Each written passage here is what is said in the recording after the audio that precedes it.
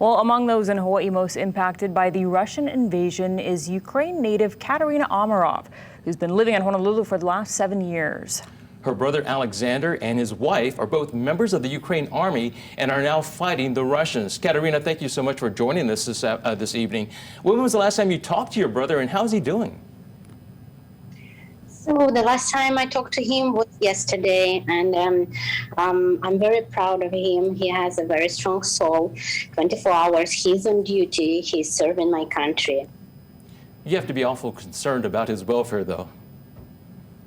Of course.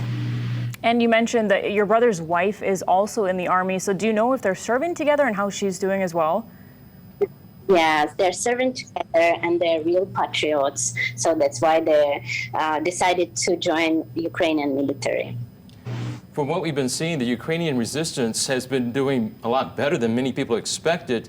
Talk about the pride the Ukrainian community has about the effort that the army and the citizens are putting up against the Russians. Of course, I'm very, very proud, first of all, of my brother. He's protecting my country from Russian aggressors, and he's fighting for a better future. We're all together in it, and we all want independence of Ukraine from Russian occupants.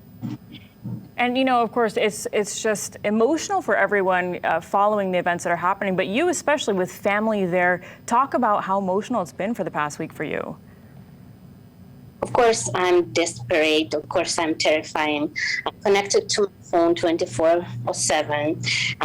Checking news, I'm calling to my loved ones and praying for them to pick up the phone. It was really emotional week. Decided to stay in Ukraine. Why did she decide to stay? Yes, I offered her to leave the country, but she declined my offer. She said she has to be in her country. She said she has to be with her people in case they need her, in case she can help them. And I'm sure she's worried about her son, too, being in the front lines. Yes, of course. Of course, we all are. And, you know, when you've spoken to them, what have they said it's like there? How have they described it to you? Of course, it's terrible. Of course, people are living in bomb shelters. People are living in the basements. They're listening to the rocket attacks every day. It's been really terrible. The war is terrible. I know some talks were held today, and while nothing was agreed upon, are you a little bit more hopeful that something might be agreed upon? I hope this is the only thing what have left. We're just hoping and praying that something will change and war will stop. Before we let you go, I know some more rallies are scheduled this week. Can you tell me about those? Yes, so the reserve rally, which will be on Friday from 4 to 6, and Sunday from 10 to 12.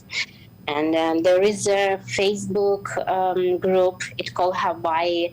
We stand with Ukraine. So if people are interested, they can join the group and see all news.